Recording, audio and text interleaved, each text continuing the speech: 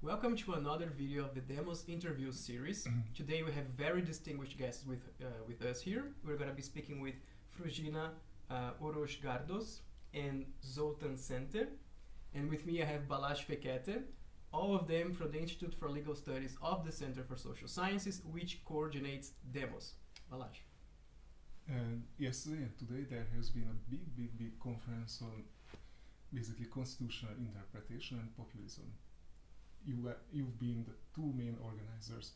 How did the idea of organizing such a conference came up? Last year we convened a research group on constitutional interpretation within the framework of the International Association of Constitutional Law. This international association has 15 research groups on different topics of traditional and actual topics of constitutional law. Is it a worldwide association of constitutional lawyers, basically? Yes, it's worldwide, acknowledged by all constitutional lawyers of the world. So we were very proud that our initiation was accepted to form a research group consisting of more than 30 scholars from all over the world, from Western European universities and from American universities as well, so not only from the region.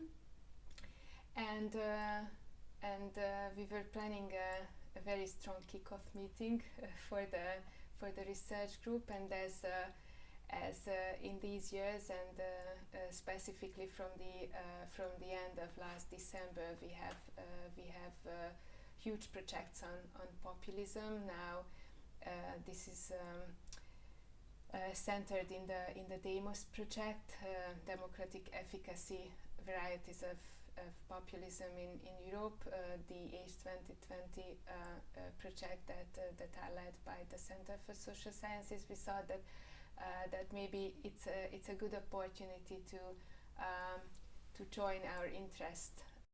We decided that the topic should be to examine constitutional interpretation, focusing on the European populist regimes.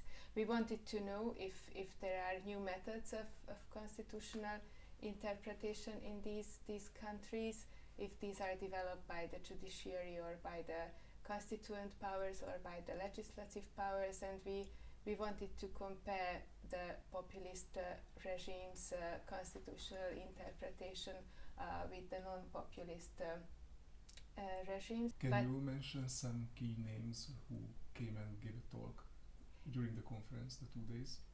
Yes, we were very happy to have here Martin Laughlin, for example, from the UK, but also I could mention Zdeněk Kühn, who is very known, the Czech scholar, and we had Wojciech Borzowski from Poland, György Gárdos-Orosz from Croatia, and John Morin also from the Netherlands. Actually, we invited altogether 20 speakers from 13 different countries, 3 of them from the overseas, and we are just joining or returning to the first question. I'd say that both the populism and constitutional interpretation are very trendy and fashionable topics in social science, but I believe that in this combination, this special combination, that is what is the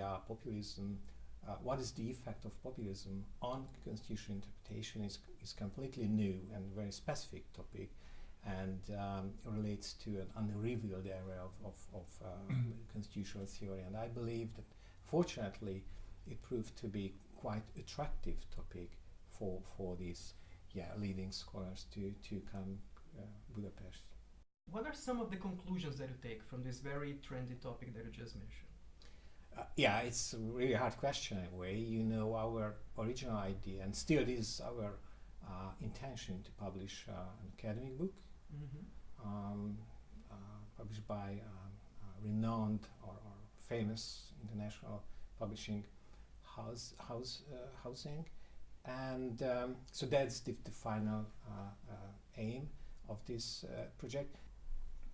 Maybe there was a consensus between the authors or the participants to say that we do not have to react to the invention of a complete new set of tools of interpretation, but we rather observe a phenomenon which can be called a transformation or a new assessment, a new approach to the understanding of law and to the role of the law in governing the society in the populist regimes. Maybe the common ground, or there is a consensus that constitutional interpretation is a device, in an instrument in the hands of populists.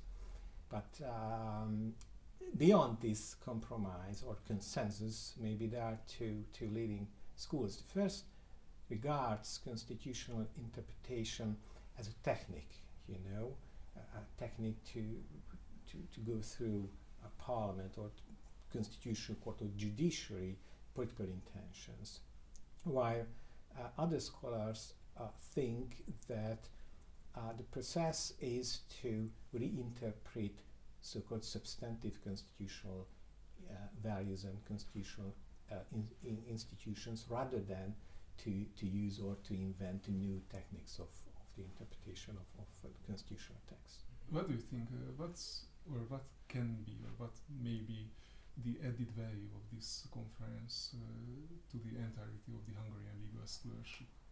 For me, one novelty was the comparison of the different new approaches to constitutional interpretation, because our starting point was, and actually this was the cause of the original idea, that into the Hungarian constitutional law, into the Hungarian fundamental law, new methods of interpretation were very openly introduced. So we can list, that I will of course not list now, but we can list a new set of interpretation, and the comparison of these 2 days showed that we have these tools in other jurisdictions as well, but we also learned that these separate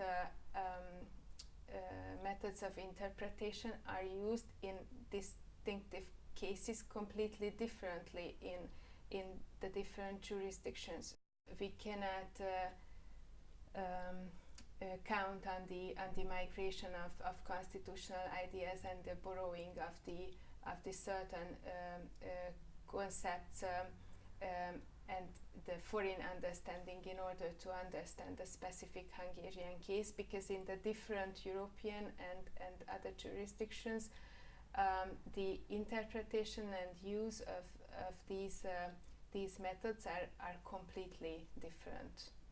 Maybe the most important benefit of this conference for me was that it has opened the way for further research for Hungarian scholars, for Hungarian legal scholars, providing insights into the interpretative practice of other countries or even regions like the USA or Latin America, for example, about which there was a separate lecture, and the speakers gave some information about the practices of these countries using comparative methods, and we were able to compare the Hungarian situation with the situations of other countries. That maybe that was the greatest added value. All in all, congrats to this huge organizational work, and we really hope that was a great success, and even the volume will also be a great success. So thank you very much for coming and for having this discussion. Thank you so much. Thank you. Thank you.